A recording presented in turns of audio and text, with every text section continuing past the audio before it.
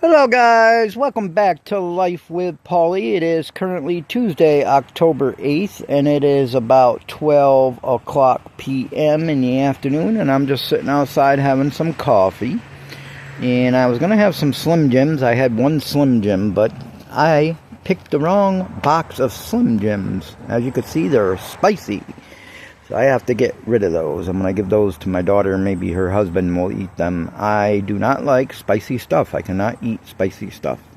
You know, regular Slim Jims are spicy a little bit on themselves. But when you buy the spicy ones, they're more spicier. And I don't do good with spice. Even though I take medicine for GERD. And heartburn, still, I don't want to take a chance in eating them. I just don't do spicy too well. So yeah, I'm sitting outside here. It's October 8th, Tuesday. It is about 60 degrees out. It's starting to get cooler, guys. Winter is definitely coming. Tonight it's supposed to drop to in the 40s. So it is getting cooler, but I've been doing very well at night with the coolness. I actually still have the fans on in the tent at night when I'm sleeping, because I like the cool air to be on me. I think I'm going to do okay in the wintertime in the tent in the shed. I'm pretty sure it's going to be warm enough for me and Annabelle there, because Annabelle likes to stay under the covers and cuddle up anyway. But I just wanted to do a video today talking about medical transportation for people out there that don't have a way to the doctors, and they receive state assistance, whether it be, Medicaid, basically. Now, if you don't know, every state provides medical transportation, non-emergency medical transportation. If you watch my previous videos, you know that my car broke down and I'm out here in the country, as you could see. And my daughter, she works a lot, so she's unable to take me to my doctor's appointments. And I wouldn't depend on her like that anyway. I would rather do it on my own if I can. And you can go back and watch my previous videos. I was living out of my car and then my car broke down, so I actually bought a fishing tent, and I do have videos of that on my YouTube, how I have that set up, and I have that set up inside a shed. But my car broke down, so I was afraid that I was not going to be able to get to the doctors. Excuse me. I do receive disability because of my heart. I had a heart attack in 2021, a widowmaker, and it destroyed most of my heart. I'm on lots of medications for that, and I was afraid I wasn't going to be able to get to the doctors or to get blood work done and things like that. My doctors I could walk to from here, but it's about a 54-minute walk. So I am going to make an appointment to be picked up for my doctor's appointment and to be brought back home for my doctor's appointment. I figure that if I don't have to walk 54 minutes, why walk 54 minutes, right? I just recently did that and put up a video that I went to have my blood work done in Catskill. I live in Coxsackie, New York, which is about 10 minutes from Catskill, New York, 10 or 15 minutes from Catskill, New York, and I just utilized Medicaid to get me transportation to that doctor's appointment to get my blood work done to the lab. And it actually worked out pretty well. I made an appointment online to have the blood work done. I contacted Medicaid a few days before. If you're going to use Medicaid cab, you have to know that you have to contact Medicaid. In your state, it might be a different number than New York State. I live in New York State. So your state has probably got a different number that you have to call, or you can probably go on their website and schedule yourself a ride for the doctor's appointment. But if you're using a Medicaid cab medical transportation, you always have to call a few days before. When you call your Medicaid person, whether it be in New York or another state, You give them all your information, and they will contact the transportation company that you choose to use. There are special transportation companies, and then some states, they just use regular taxis, and they will pay for a regular taxi to get to your doctor's appointment. But you have to get that set up a couple days before. So let's say you had an appointment on a Thursday. You want to make sure you call by Monday to set up your medical transportation for that doctor's appointment. And they set it up so you have a ride there, and they have it set up so you have a ride back. So my appointment for the blood work that I had to get done, I never went to this lab before. I had an appointment. It took me about an hour and 45 minutes, and that was to get from here, from my house, to Catskill, get the blood work done, then get picked up by the cab again and brought back home. So it wasn't too bad, and I was actually pretty surprised that it was that easy. Now, of course, I did give the driver a $5 tip on the way there, and I gave him a $5 tip on the way back because I just thought that was the right thing to do. I mean, paying $10 to get from here to Catskill or from here to Albany, New York, because I will be going to Albany, New York in October or December for a cardiologist. I will probably give the driver again another $5 on the way there and another $5 on the way back. I mean, $10 is not that much, really. Technically, I don't think you really have to tip them, but I just feel right tipping them. Because taxi drivers and, medical transportation people got to make their money too. So, and paying $10 to go from here to Catskill for an appointment, paying $10 for a ride there, ride back, is not that bad. I'd rather pay that than $50, $60, whatever Medicaid paid for it. Now, it has to be Medicaid. If you get Medicare, Medicare does not pay for medical transportation. I get Medicare because, of course, I get disability for my heart and other health issues. And I also get Medicaid. Now, just not that long ago, last year, I didn't get Medicaid because I was over the income guide limits for Medicaid. But in New York State, they up the income guide limits. So now I do receive Medicaid. And they pay for my transportation to my medical appointments. So why not utilize that? If you can utilize that and use it. Also, too, if you don't know, if you don't have any health insurance like Medicaid or Medicare, they do have free clinics all over in every single state. Some people offer free services at certain points of time during the year. You just have to check into it and do more research. I would say that if you need medical treatment or you need, like, say, dental work done, your tooth pulled, or you need new glasses and you can't afford new glasses or something to that effect, I would suggest that you go on to Google and search in your state how you could get free glasses or free dental care.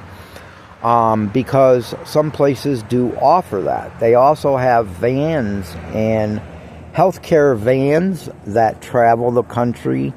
They go to different states and they offer different things like free eye care, free dental work, and things like that. You just got to do your research. You can go right on Google, you punch in your state, and then punch in free medical care. You can punch in free eye care, free dental care. And that stuff will pop up if you do not have Medicare or Medicaid. But, so at first I was kind of hesitant on using a medical transportation company to get me to the doctor's appointment and to get me back home, because I thought it was going to take hours. You know, I thought I was going to be waiting hours, but I really wasn't. The medical company came here and picked me up at 12 p.m. I got actually to Catskill early. We left here a little after 12 p.m. I got there early, and I waited outside until 12:30 because they were on lunch when I got there. The lab that took my blood work, they were on lunch.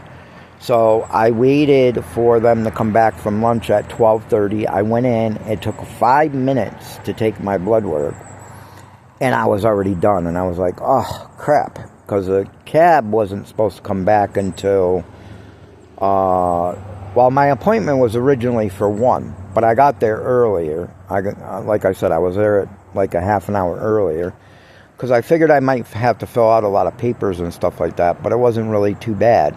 So it only took 5 minutes. And the cab was set up to come back at 2, but all I did was I called the cab at 12:35, and I said, I'm done. Excuse me. I said, I'm done. Can you come back? And he says, I'll send you a car for you right now. So I had to wait about another 10 minutes before they got a car to me. But yeah, it only took about an hour and 45 minutes to do it all. So I was pretty impressed with that. So I'm pretty confident that I can make it without a car right now, until I get one, or until I figure out what I'm going to do. Like I said in my other videos, I don't know what I'm going to do yet. I don't know if I'm going to get a car. I don't know if I'm just going to go without a car for a while and get a camper. Like a small camper, pull-behind camper, not a pop-up, but a regular pull-behind camper, maybe for cheap, $1,500, $1,000 if I can find one. I'm going to try to put an ad up in Catskill on Facebook Marketplace to see if anybody has one for free to give away that they ain't going to use anymore, or, you know, one that is pretty cheap maybe, because I think I would do better with a camper. Not that the tent ain't sufficient for me and the puppy, because it is, especially for wintertime. The tent's going to be very warm because it's an insulated fishing tent. So I think we will be very warm, and we're safe in the shed and the tent. But I may do that. I'm not sure yet. I'm still up in the air about it. My health is not too good right now. I've been sick on and off for quite a long time now. There's a bee out here, and it's cool. Now, I haven't seen bees almost all summer, just a couple. Now there's a bee out here. Anyways, I haven't been feeling well anyways, and, you know, I don't know if I get a car, if I'm going to last long enough to use it anyway. Not saying I'm dying or anything, or gonna die soon. I hope not. But, you know, I haven't been doing too well anyways. So I'm just trying to figure out what I want to do, basically, with the rest of my life, and go from there. I may get a camper. I may get another car. I don't know. I've been in the process of saving. If you go back and watch my other videos, please go back and watch my other videos. And you could see how I live outside, basically, how I live in a tent, how I got it set up, and things like that. And you could see beautiful little cute Annabelle there. But yeah, I'm not sure on what I want to do yet. This month coming up, which November 1st, I'll have about $3,000 saved again. If I do look for another car, I'm not jumping into anything. I'm going to wait a couple more months anyway if I do buy a car. In a couple months, probably by January, I should have about $5,000 saved for another car or a camper or something like that. Or maybe if a small apartment comes up that is cheap enough for me, I may do that too and just not get a car, because I could use the Medicaid cab for medical transportation and just walk to the store and things like that to get stuff I need and to get stuff Annabelle needs. So yeah, but if you're living in a tent, if you're living in your, if you're living in a tent, or, we're living in an apartment, even if you're living in an apartment and you have Medicaid, and you don't have transportation to your medical appointments, it's always important to get checked and to have regular doctor's appointments. And especially if you got health issues like me, don't just ignore excuse me, I don't know why I keep coughing. Don't just ignore your medical conditions. If you have diabetes and high blood pressure and things like that, don't ignore that, because I had diabetes, high blood pressure, and all that for quite some time, and I didn't have medical insurance. I didn't have Medicaid. I didn't have Medicare, so I wasn't able to go to the doctors regularly and do things like that. And then I had the heart attack in 2021. The Widowmaker, and it pretty much destroyed my heart, and had to have 2 stents put in. And like I said, next December I will be going to the cardiologist, and they're going to probably put in a defibrillator or a pacemaker. At first I didn't want one, but now I guess if they want to put one in, I'll let them put in a pacemaker or a defibrillator, especially if it's going to make me feel better. But don't ignore health issues, especially even if you're living in a tent, you're living a nomad life outside. Of course, if you got a car, you could drive yourself. But even if you got a car, because I have a car registered and I have it insured still, but I don't have a car, and I still utilize the Medicaid cab. So even if you got a car and you're like feeling sick and you can't drive to your doctors or your medical appointments, Medicaid will pay for it no matter what state you're in, because I have done research on this, and every state Medicaid will pay for your medical transportation if you receive Medicaid for any type of reason. A lot of people receive Medicaid because they're low income or they're on disability. Usually if you're on disability or you're on SSI, you get Medicaid. And if you're not getting Medicaid and you're getting SSI, $900 a month, and you're not getting Medicaid, then something is wrong there. You need to go apply for Medicaid and get that, because it's helpful. Even if you have Medicare, you can get Medicaid. So keep that in mind. Don't ignore your health issues. And, because I did that, like I said, for years. I didn't have medical insurance. And, I just ignored it, and, look where it got me. I'm 50 years old right now, and basically need a pacemaker or a defibrillator at 50 years old, because I wasn't getting health care.